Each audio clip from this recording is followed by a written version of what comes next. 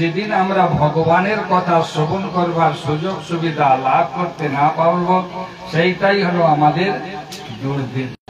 যাক, এখন আমরা আপনাদের এই যে হ্যান্ডবিলের মধ্যে দেখছিলাম যে গুরুতত্ত্বের কথা, যাক সেই যে গুরুতত্ত্ব, আমরা এই যে সুদুর্লভ মনুষ্য জন্ম লাভ করেছি, শ্রীমান চৈতন্য মহাপ্রভু এসে আমাদেরকে বড় সুযোগ সুবিধা দিয়েছে।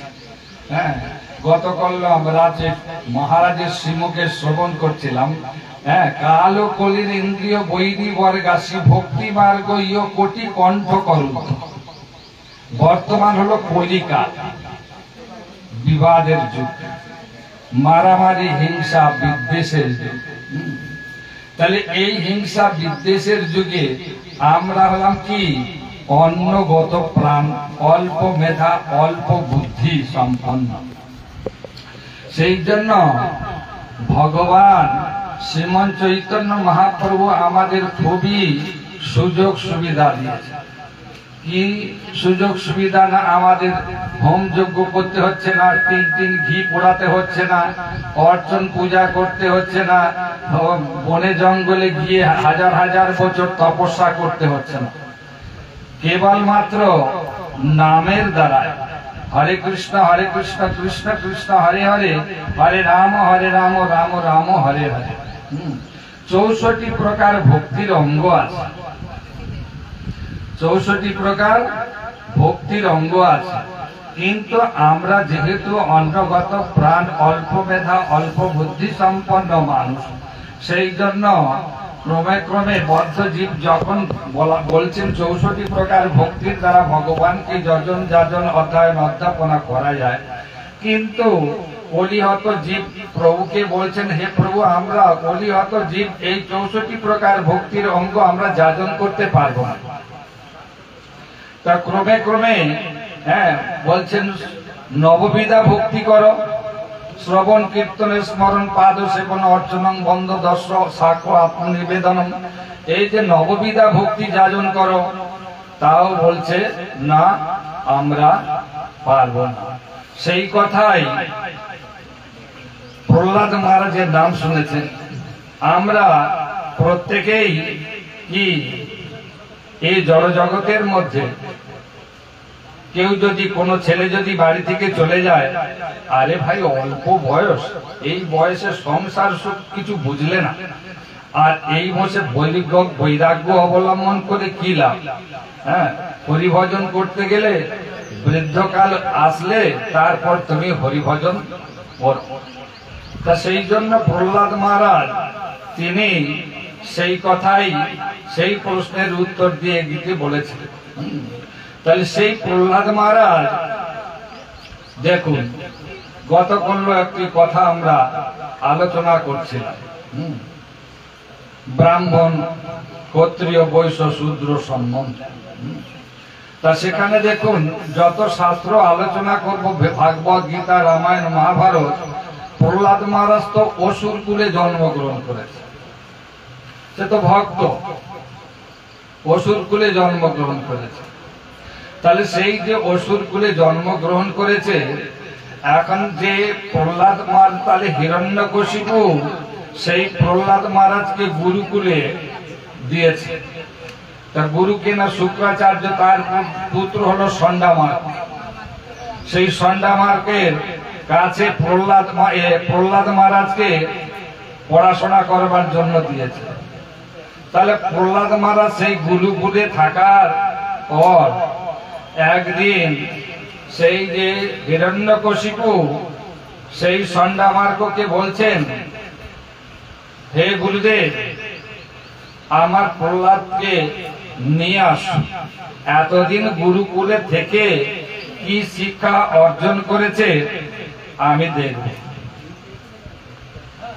তখন সেই ষণ্ডামার্ক প্রহ্লাদ মহারাজকে সেই রাজসভার মধ্যে নিয়ে আসলেন।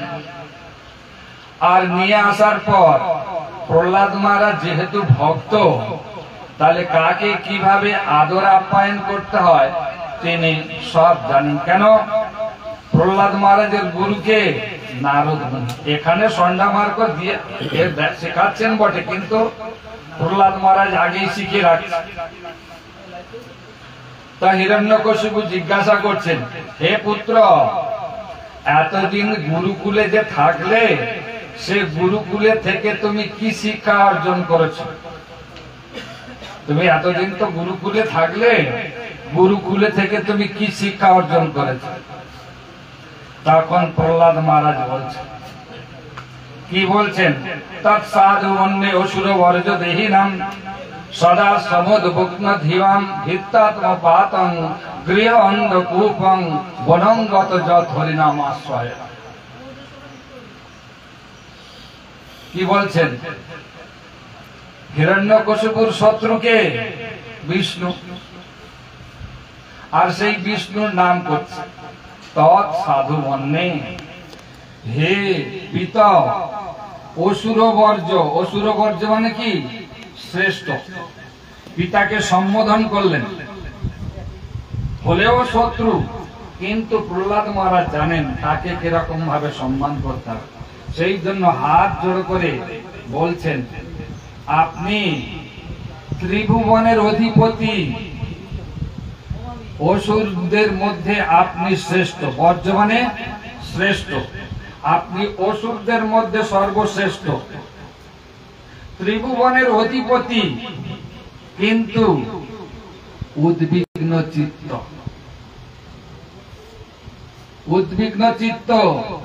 আমাদের সংসারে বহু টাকা পয়সা আছে, গাড়ি বাড়ি আছে, ধন দৌলত, আত্মীয় স্বজন সবই আছে, কিন্তু হৃদয়েতে মনেতে শান্তি নাই।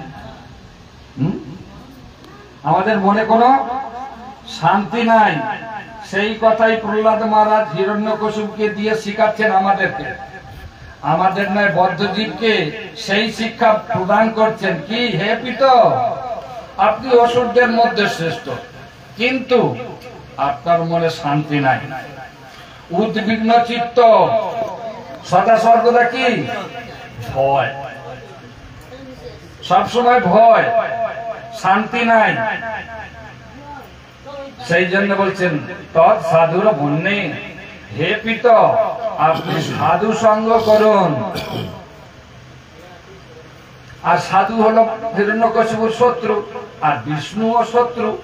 আর প্রহ্লাদ মহারাজ প্রথমেই বলছেন, সম্বোধন করে হাত জোড়ো করে দণ্ডবত প্রণাম করে তারপর বলছেন, আপনি অসুরদের মধ্যে শ্রেষ্ঠ, কিন্তু আপনার, যদি আপনি শান্তি পেতে চান, যদি এই সংসার রূপ কারাগার থেকে নিবৃত্তি করে আপনি সুখের সন্ধান যদি আপনি লাভ করতে চান, যদি সুখ পেতে চান, তাহলে আপনি সাধু সঙ্গ করুন। আর সেই সাধু সঙ্গ কি?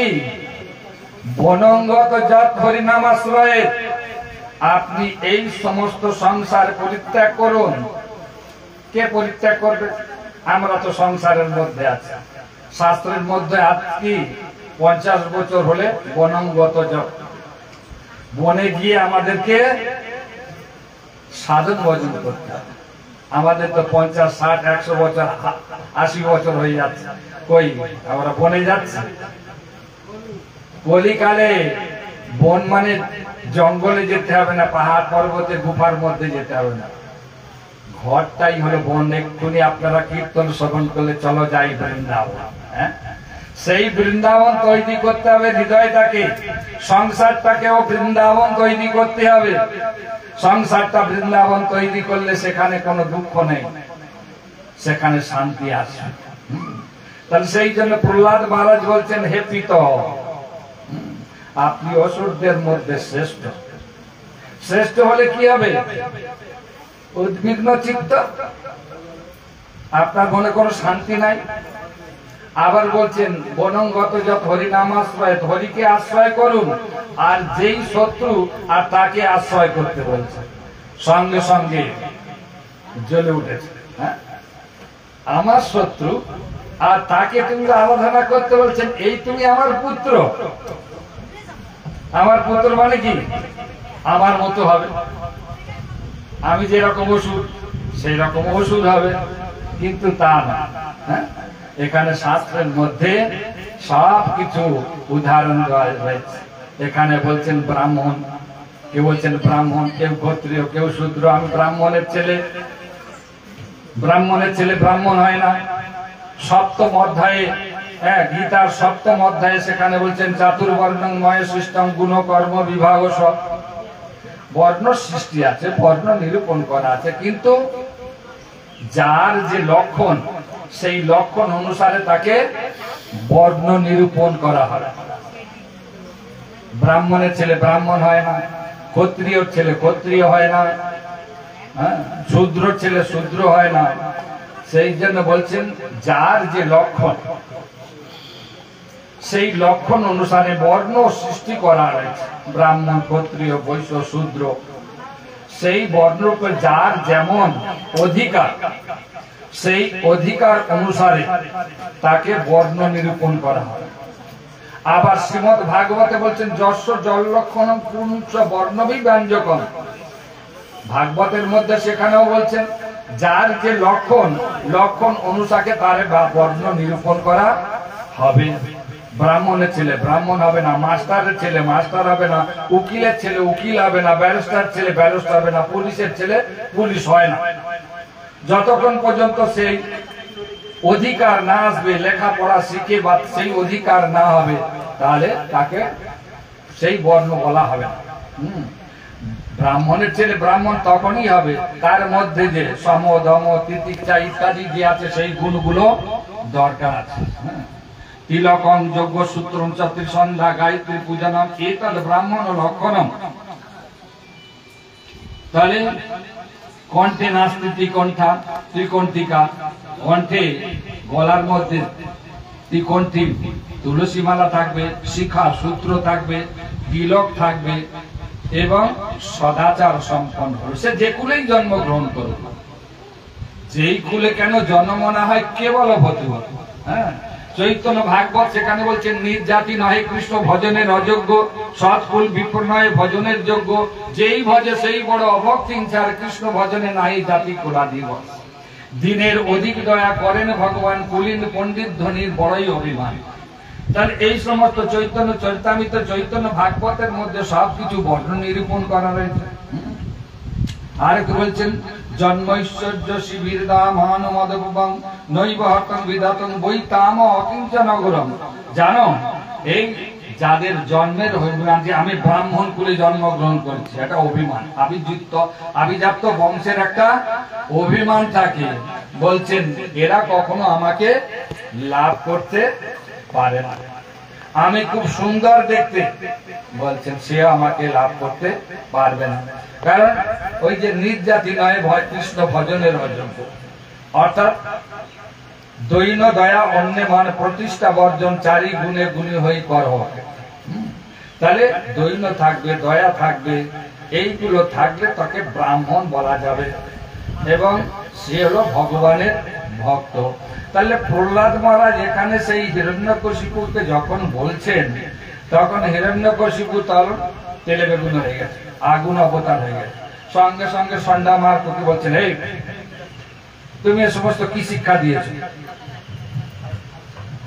তুমি কোথায় রাজকার্য পরিচালনা করতে গেলে সম দম তিতিক্ষা ইত্যাদি যে আছে, দণ্ড ভেদ নীতি, এইগুলো তুমি শিক্ষা দেবে, কিন্তু তুমি তো এগুলো কি শিক্ষা দিয়েছে? সন্ধ্যা মারকু কাঁপছে ভয়ে। তার বলছে না, আমরা তো এইগুলো শিক্ষা দিই নাই, আমরা এগুলো শিক্ষা দিই নাই। তবে কোথা থেকে শিখলো? তাহলে নিশ্চয়ই বিষ্ণু অলক্ষিত থেকে প্রহ্লাদ মহারাজকে এই সমস্ত শিক্ষা দিয়েছে। তাহলে শিখবে কোথেকে? সেই কথাই আবার সেই যে বলছে যাও এক্ষুনি নিয়ে যাও, এক্ষুনি নিয়ে গিয়ে ভালো করে সাম দাম দণ্ড ভেদ নীতি এইগুলো শিক্ষা দেবে, যেন কোন প্রকারে বিষ্ণু না প্রবেশ করে। খুব সাবধানে তাকে ডাকবে। সেখানে আরো যে সমস্ত ছাত্রগুলো ছিল, অর্থাৎ প্রহ্লাদ মহারাজের সঙ্গে যে গুরুকুলে যে ছাত্রগুলো ছিল, তারাই সব প্রহ্লাদ মহারাজের আনুগত্য স্বীকার করছে, গুরুর আনুগত্য করে। সেই জন্য সেই যে পুত্রগণ, সেই যে ছাত্ররা যারা ছিল, তারা প্রহ্লাদ মহারাজকে বলছেন আচ্ছা প্রহ্লাদ তুমি এইগুলো কোথা থেকে শিখেছ? আমাদের গুরুদেব তো এগুলো শিখায় না, তুমি এগুলো কোথা থেকে পেলে? তখন বলছে দেখো আমার আলাদা গুরু আছে, আমার আলাদা একটা গুরু আছে, আমি তার কাছ থেকে শ্রবণ করেছি। আর তোমার আবার গুরু করতে গেল? এখানেই তো এই তো গুরুকুলে আমরা সন্ধ্যামার্গ যা শিখাচ্ছে তুমিও যা সেখানে যা বলছে আমিও তাই তো শিখছি, তোমরাও তাই। তা তোমার আবার আলাদা গুরু কি? তখন বলছেন ইন্দ্র যখন, আমার বাবা যখন বনে তপস্যা করতে গিয়েছিল সেই সময় ইন্দ্র আমার মা কয়াদুকে ধরে নিয়ে যাচ্ছে, আর সেই সময় নারদ মুনি এসে আমার মাকে সেই ইন্দ্রের হাত থেকে বাঁচিয়ে আর নারদ মুনির আশ্রমে রেখেছে।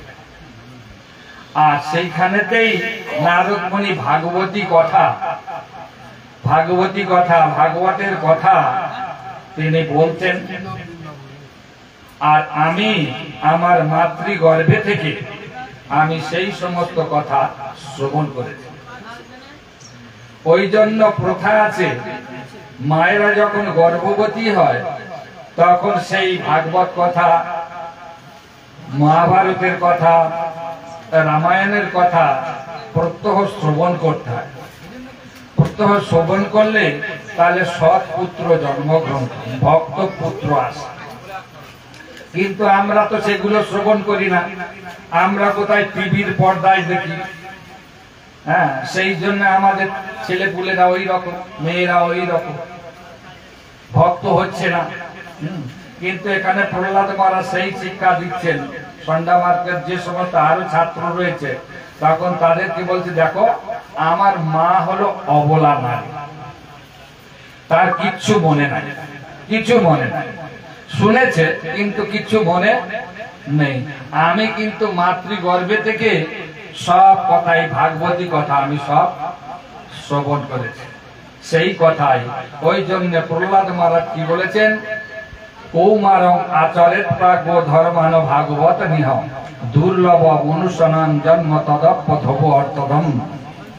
অর্থাৎ আমাদের কি এই যে লব্ধা সুদুর্লভিদং বহুনাং সম্ভবন্তি মনুষ্যনাম অর্থদম অনিত্যম অপি হিধির তুর্ণং যতেন অনুমৃত্যু যাবৎ নিশ্চয় বিষয় খলু সর্বত সার। লব্ধা মানে কি লাভ করেছি, কি লাভ করেছি? এখানে বলছেন দুর্লভ নয়, সুদুর্লভ। সুদুর্লভ কথাটা এখানে কেন বলা হয়েছে? যে না 84 লক্ষ জনি ভ্রমণ করে তবে আমরা এই মনুষ্য জন্ম লাভ করেছি। তাহলে 84 লক্ষ বার আমাদের মাতৃগর্ভেতে যাতায়াত করেছে, 84 লক্ষ বার আমরা পিতা মাতা পেয়েছি। তারপরে কোন ভাগ্যক্রমে সাধু সঙ্গ হয়েছে, যেমন আপনাদের বাড়িতে এসেছেন আচার্যদেব, সাধু সঙ্গ। এই যে সাধু সঙ্গ, সাধু সঙ্গ, সাধু সঙ্গ সর্বশাস্ত্রে কয় লবমাত্র সাধু সঙ্গ সর্বসিদ্ধি। মহান্তের স্বভাব হয় তারিতে পামর, নিজ কার্য নাই তবু জান করবার। তাহলে মহৎ ব্যক্তি যারা হন, সাধু সজ্জন ব্যক্তি যারা হন, তাদের নিজেদের কোন কার্যের জন্য আমাদের ন্যায় বদ্ধ জীবকে উদ্ধার করতে আসে। আমরা বদ্ধ জীব, সেই জন্য মহৎ ব্যক্তি তাদের নিজেদের কার্যের জন্য আসেন না, পরন্তু আমাদের ন্যায় বদ্ধ জীবকে সংসার থেকে উত্তরণ করে ভগবানের পাদপদ্ম পৌঁছে দেওয়ার জন্য তারা উচ্চারণ করে থাকেন। তাহলে সেই জন্য সেই যে প্রহ্লাদ মহারাজ এখানে সেই কথাই এখানে বলছেন। তাহলে এই যে আমরা বললাম যে লব্ধা সুদুর্লভমিদম, তাহলে বহু জন্মের বহু সুকৃতি ফলে এই সুদুর্লভ মনুষ্য জন্ম, অর্থাৎ 84 লক্ষ। তাহলে সেই সেখানে আমরা ভাগবত যদি আলোচনা করি সেখানে সুন্দর করে হিসাব দেওয়া যায়। জলজা নবলক্ষানি স্থাবরা লক্ষা বিংশতি ক্রিময়া রুদ্র শঙ্কা পক্ষিনাং 10 লক্ষকম 300 লক্ষানি পশুর্ব এবং 4 লক্ষানি মানব। এই হলো আমাদের জন্মের 4 দ্বার। খুব সুন্দর করে ভাগবতের মধ্যে সেখানে 4 দ্বার রয়েছে, হিসাব দিয়ে রাখছে। দেখো, জলজা নবলক্ষানি, জলে আমাদের জন্মগ্রহণ হয়েছে 9 লক্ষ বার, যেটা আমরা জানি না। জলের মধ্যে আমরা জন্মগ্রহণ করেছি, হাঙর, কুমির, তিমি, তিমিঙ্গিল, কত রকম মাছ আছে, কত রকম জলের আছে। তাহলে সেই সমস্ত আমাদের জলে জন্মগ্রহণ হয়েছে 9 লক্ষ বার, যেটা আমরা জানি না, তার কোনো হিসাব আমরা জানি না। জলজা নবলক্ষানি স্থাবরা লক্ষা বিংশতি, অর্থাৎ পাহাড় পর্বত রূপে আমাদের জন্মগ্রহণ করতে হয়েছে, গাছপালা রূপে। বলছে আমাদের পাহাড় পর্বত রূপে জন্মগ্রহণ চলছেন। হ্যাঁ, অহল্যা গৌতম ঋষির অভিশাপে পাষাণ হয়েছিল না, পাহাড় হয়ে জন্মগ্রহণ করেছিলাম। আমাদের ওই রকম আমরাও কোন ওই রকম কোন অভিশাপে হোক, যাই হোক, আমাদের ওই রকম 20 লক্ষ বার জন্মগ্রহণ হতে হয়েছে। অহল্যা যদি হতে পারে গৌতম ঋষির অভিশাপে, যার জন্য কোথায় ত্রেতা যুগকে, দাপর যুগকে পরিবর্তন করে ত্রেতা যুগ আগে করে দিবে। যমল অর্জুন তাদের ওই রকম হয়েছে, গাছ হয়ে জন্মগ্রহণ করলো। তাহলে ওই প্রকার বলছেন স্থাবরা লক্ষা বিংশতি ক্রিময়া রুদ্র শঙ্কা, 11 লক্ষ বার কৃমি জন্ম হয়েছে, যেটা আমরা হিসাব পাচ্ছি না। আমাদের পেটের মধ্যে কৃমি আছে, 20টার মধ্যে কৃমি আছে, যত রকম পচা জিনিস তার মধ্যে কৃমি আছে। এই রকম কৃমি জন্ম আমাদের 11 লক্ষ বার। পক্ষিনাং 10 লক্ষকম, পাখি জন্ম আমাদের 10 লক্ষ বার হয়েছে। সেই পাখি জন্ম, কত রকম পাখি রয়েছে। তাহলে এই রকম পাখি জন্ম আমাদের হতে হয়েছে। আর 300 লক্ষানি পশুর্ব, পশু জন্ম, গরু, ছাগল, ভেড়া, মোষ, বাঘ, ভাল্লুক রূপে আমাদের এই রকম 30 লক্ষ বার জন্মগ্রহণ হয়ে গেছে। তারপরে আমরা একটা সুন্দর পরিবেশের মধ্যে এসেছি, যেটা হলো মানুষ, মানব জন্ম। সেই মানব জন্মে এখানে ওই জন্য আমরা বলছিলাম কি লব্ধা সুদুর্লভ হবে, বহু। এই যে 84 লক্ষ বার আমাদের যে মাতৃগর্ভে যাতায়াত করতে হয়েছে, যেটা আমরা কোনো হিসাব জানি না। তাহলে সেই যে 84 লক্ষ যদি ভ্রমণ করার পর এই সুদুর্লভ আমরা একটা মনুষ্য জন্ম লাভ করেছি, মানব জন্ম লাভ করেছি। মানব মানে কি? আমরা মানব, আমরা সবাই কিন্তু মনুর সন্তান সন্ততি, আমরা সবাই মনুর সন্তান সন্ততি। কারো কাশ্যপ গোত্র, কারো মধুকুল্য গোত্র, কারো শাণ্ডিল্য গোত্র, এরা সব কারা? এরা সব মুনি ঋষিগণ। তাহলে আমরা এই যে মুনি ঋষিগণের আমরা সন্তান সন্ততি, কিন্তু এখানে এসে আমরা বলছি কি অমেদ্য কুমেদ্য খাচ্ছি, আবার বলছি আমার পূর্বপুরুষরা যা করেছে তাই আমরা করছি। কিন্তু পূর্বপুরুষ তো এরা, গোত্রটা আমি পেলাম কোথা থেকে? শাণ্ডিল্য ঋষিকে, কাশ্যপ ঋষিকে গোত্র কোথা থেকে পেয়েছি? আমাদের পূর্বপুরুষ চলে যেতে হবে সেখানে। তাহলে আমরা কোথায়? তাদেরই সন্তান। কিন্তু এখানে এসে আমরা কদাচার হয়ে গেলাম, দোষ ঘাড়ে চাপিয়ে দিলাম আমার পূর্বপুরুষের। কিন্তু এখানে এসে আমরা আমাদের নিজেদের ইন্দ্রিয় তর্পণের জন্য, নিজের ভোগের জন্য, জিহ্বার লালসার জন্য আমরা অমেদ্য কুমেদ্য খাচ্ছি আর নাম করছি পূর্বপুরুষের। কিন্তু আমরা সবাই কিন্তু মানে চাই, না মানে সবই তার দাস। যে না মানে তার সেই পাপে হয় সর্বনাশ। অতএব আমাদের পূর্বপুরুষ হলো মুনি ঋষিগণ। কিন্তু সেই মুনি ঋষিগণের আচার আচরণ আমরা করছি না। সেই জন্য গুরু বৈষ্ণবগণ সেই কথাগুলো জানাবার জন্য, আমাদের কর্ণকুহরে পৌঁছাবার জন্য সেই সুদূর নবদ্বীপ ধাম থেকে এসেছেন। সেই সাধুর কাছ থেকে আমাদের সেই ভগবতী কথা, ভগবানের কথা শ্রবণ করতে হবে। প্রহ্লাদ মহারাজ সেই জন্য বলছে, কৌমারঙ্গাচরিত প্রাজ্ঞ ধর্মান ভাগবত নিহ দুর্লভ মনুষ্য জন্ম তদপ্য ভব অর্থদম। তাহলে এই যে সুদুর্লভ মনুষ্য জন্ম বলছে, তাহলে আমরা কি বলছি, বৃদ্ধকাল আসুক, এখন গৃহসুখ করি। হ্যাঁ, এখন গৃহসুখ করি, আগে বিবাহ আদি করি, সংসার আদি করি, তারপরে বৃদ্ধকাল আসলে ভজন সাধন করব। কিন্তু শাস্ত্র কি বলছেন, আজীবা শতেক বর্ষ অবশ্য মরণ, নিশ্চিন্ত না থাকো ভাই, যত শীঘ্র পারো করো শ্রীকৃষ্ণ ভজন, জীবনের ঠিক নাই। জীবন সমাপ্তিকালে করিব ভজন, এবে করি গৃহসুখ, এ কথা নাই বলে বিজ্ঞজন। যারা বুদ্ধিমান হবেন, যারা বুদ্ধিমতী হবেন, তারা এই কথাগুলো বলবে না, তারা ওই প্রহ্লাদ মহারাজ কথা নেন। কারণ কৌমারঙ্গাচরিত প্রাজ্ঞ বলছেন, যদি ধর্ম যাজন যাজন অধ্যয়ন অধ্যাপনা করতে হয়, তাহলে আমাদেরকে কি করতে হবে, কুমার কাটতে। কারণ কাঁচায় নোয়ালে বাঁশ, পাকলে করে ঠাস ঠাস।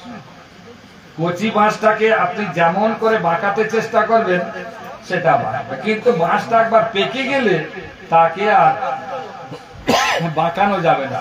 ওই জন্য আমরা এই যে মানে বৃদ্ধ হয়ে গেলে তখন কি, এই হাঁটুর যন্ত্রণা, এই কোমরের যন্ত্রণা, চোখে দেখতে পাচ্ছি না, কানে শুনতে পাচ্ছি না, হবে ভগবানের কথা শ্রবণ করা, কীর্তন করা, পড়তে পারবো আমি, চোখ দেখতে পাচ্ছি না, কানে শুনতে পাচ্ছি না, কোমরের যন্ত্রণা, হাঁটুর যন্ত্রণা, বসতে পারছি না, তাহলে ভগবানের নাম গুণগান করবো কিসে? মহারাজ, এত হাঁটুর যন্ত্রণা, থাকতে পারছি না, বসতে পারছি না, পূজা করব কি করে? হ্যাঁ, কত রকম সমস্যা। বৃদ্ধকাল হলো সব সুখ ভালো, পীড়া বসে হই মুকাল, সর্বেন্দ্রিয় দুর্বল ক্ষীণ কলেবর ভোগা ভাবে দুঃখিত অন্ত।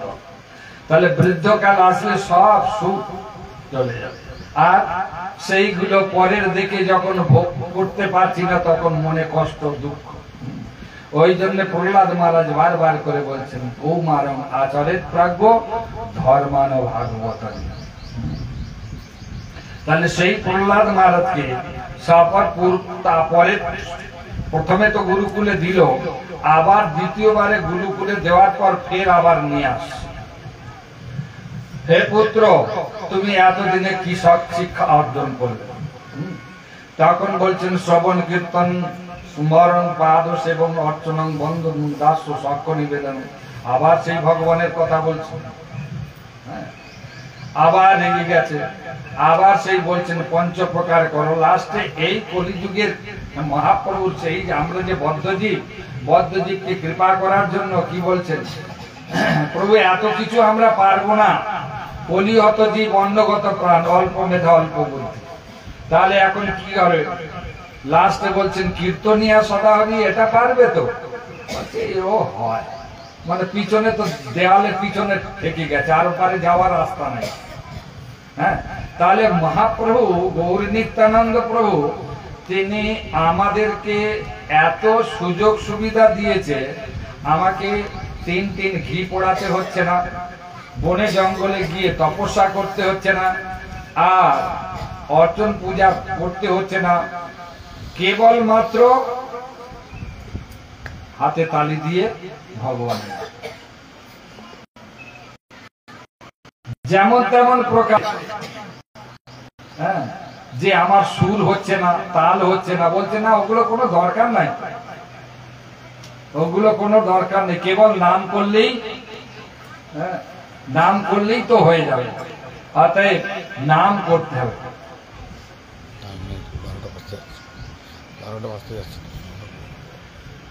কথা তো অনেক আছে, মহারাজ এবারে বলবেন। হ্যাঁ, যাক, সেই তাহলে এখন আমাদের সেই যে মহাপ্রভু, তিনি যে আমাদের সহজ সরল ভাবে যে রাস্তা দেখিয়েছেন, মহাজন যেন গত সুপন্থা, মহাজনগণ যে পথে গমন করেছেন সেইটাই হলো আমাদের শ্রেয় পথ। বাকি প্রেয় পথগুলো ছেড়ে দিয়ে আমাদের শ্রেয় পথে অগ্রসর হতে হবে। তাহলে সেই যে শ্রেয় পথ কেবলমাত্র কৃষ্ণ নাম, কৃষ্ণ নাম ভজদীপ, আর সব নিচে পলাইতে পথ নাই, জম আছে পিছে। অর্থাৎ এই সংসার নির্বাহ করতে গিয়ে আমাদেরকে সেই সদ্গুরুর চরণাশ্রয় করতে হবে। সদ্গুরুর চরণাশ্রয় না করলে আমাদেরকে ভগবানের কাছে আমরা পৌঁছাতে পারবো না। হ্যাঁ, আর দু একটি কথা বলে আমি বিশ্রাম নেব। সেই গুরু, হ্যাঁ, সেখানে মহাভারতের মধ্যে পার্বতী দেবীকে স্বয়ং শিব ঠাকুর বলছে, দেখো, হ্যাঁ, গুরবা ববহ সন্তি শিষ্য বিদ্যাপহার, দুর্লভ সদ্গুরু দেবী শিষ্য সন্তাপহারকা। জানো পার্বতী দেবী, হে উমা দেবী, তুমি শোনো, এই জগতের মধ্যে শিষ্যের বৃত্ত অপহরক গুরু বহু পাওয়া যায়, কিন্তু শিষ্য যে সংসারের মধ্যে আদি দৈবিক, আধ্যাত্মিক, আদি ভৌতিক যেই ত্রিতাপ জ্বালার দ্বারা যে দুঃখ কষ্ট পাচ্ছে, জ্বালা যন্ত্রণা পাচ্ছে, এর হাত থেকে নিবৃত্তি করে ভগবানের চরণে পৌঁছে দেওয়া খুব বিরল, পাওয়া যায় না। তাহলে সেই গুরু পেতে গেলে, অর্থাৎ আমরা এই জগতের মধ্যে অনেকেই বলে থাকি, মহারাজ আমরা তো গুরু করেছি, তাহলে গুরুকে তো ত্যাগ করা যায় না, গুরুকে ত্যাগ করা যায় না। ওখানেও মহাভারতের মধ্যে বলেছেন স্বয়ং শিব ঠাকুর, গুরুরূপ বলির কতস্য কার্য কার্য মতানত উৎপন্ন প্রতিপন্ন পরিত্যাগ ও বিধিয়ত, পরিত্যাগের কথা বলা। বলি মহারাজের কথা শুনে থাকবেন। বলি মহারাজ দান ছত্র খুলেছেন, আর সেখানে স্বয়ং বামনদেব তিনি বটু বামন হয়ে বলি মহারাজের কাছে দান নিতে গেছেন। আর শুক্রাচার্য হলো বলি মহারাজের গুরু। আর আমি সংক্ষেপে বলছি, তাহলে বলি মহারাজ হলো, হ্যাঁ, বলি মহারাজের গুরু হলো শুক্রাচার্য, আর স্বয়ং ভগবান বলি মহারাজের কাছে দান নিতে গেছে।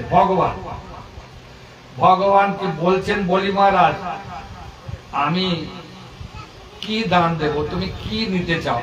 তখন ভগবান বলছেন, আমার কিছু দরকার নেই, আমি তো বটু বামন, আমি আশ্রমে থাকি, আমার জন্য 3 পাদ ভূমি দিলে হবে, আমার বেশি কিছু দরকার নেই, 3 পাদ ভূমি দিলে হবে। তখন বলি মহারাজ বলছে, তুমি যেমন বটু, তোমার বুদ্ধিটাও সেই রকম বটু, তুমি যেমন ছোট খাটো, আর তোমার বুদ্ধিটাও খাটো। আরে 3 পাদ ভূমি নিয়ে তুমি কি করবে? হ্যাঁ, আমি স্বর্গ মর্ত পাতালের অধিপতি, তুমি একটা স্বর্গ রাজ্য নাও, নাহলে একটা মর্ত নাও। হ্যাঁ, আর হিরে জহরত মণি মাণিক্য এগুলো নাও না, তুমি এই 3 পাদ ভূমি নিয়ে কি করবে? বলছে, দেখো আমি বটু ব্রাহ্মণ, তো কোন রকম 3 পাদ ভূমি দিলেই আমার যথেষ্ট, আমার বেশি কিছু দরকার নেই। হ্যাঁ, তখন শুক্রাচার্য একটু ধ্যানস্থ বলছেন, ও সর্বনাশ, এ তো স্বয়ং বিষ্ণু এসছে। হ্যাঁ, এ তো সব 3 পাদ ভূমি মানে সব নিয়ে নেবে। হ্যাঁ, 3 পাদ ভূমি মানে। তখন বলি মহারাজকে বলছে, দেখো তুমি ওকে দান দিও না। আর এদিকে ভগবান তিনি বামনদেব বলছে, দেখো তুমি যদি আমাকে দান দাও তাহলে আগে সংকল্প করতে হবে, সংকল্প বিনা আমি দান নেই না। বলি মহারাজ দান করবেন, আর ভগবান বলছে তুমি সংকল্প করো। শুক্রাচার্য বলছেন, না তুমি এখানে দান দিও না। তখন বলি মহারাজ বলছেন, শুক্রাচার্য যখন বলছেন, দেখো এ স্বয়ং বিষ্ণু এসছে, কিন্তু সাবধান, তোমার সব কিছু নিয়ে নেবে। ওই যে একটু আগে বললাম, এ জগতের শিষ্যের বৃত্ত অপহরক গুরু অনেক পাওয়া যায়। এই যে শিষ্যের বৃত্ত বৃত্ত অপহার করার জন্য শুক্রাচার্য মনে মনে চিন্তা করছেন, এখন যদি কি বলে বামন দেবকে সব দান দিয়ে দেয়, আমার সংসার চলবে কি করে? আমার সংসার চলবে না তো। ওই জন্য দান দিতে বারণ করছেন। আর বলি মহারাজ বলছেন না, মুঠি বাঁধে আয়া জগৎ में हाथ पसारे जाना है, धन दौलत और माल खजाना संगे नहीं कुछ जाएगा, इस दुनिया से रिश्ता तेरा एक दिन सब छूट जाएगा। তাহলে আমি হাত মুঠো করে জন্মগ্রহণ করেছিলাম, আর যখন আমি হাত খুলে চলে যাব, আমার সঙ্গে কিচ্ছু যাবে না।